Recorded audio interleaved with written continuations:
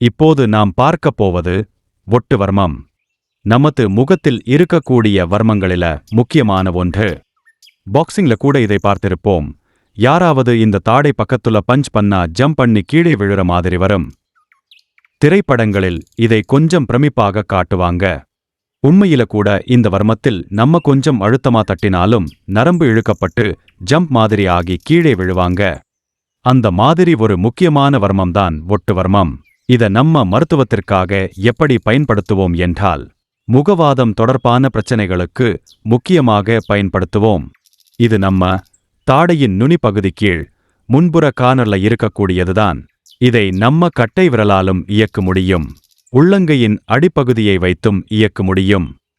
தலையை இப்படி கையால் பிடித்துக்கொண்டு உள்ளங்கையின் அடிப்பகுதியை வைத்து வலப்புறமும் இடப்புறமும் சேர்த்து மொத்தம் 24 முறை அழுத்தம் கொடுத்தால் போதுமானது. இந்த வர்ம புள்ளி சீராக செயல்பட்டு முகவாத பிரச்சனைகள் சரியாகும்.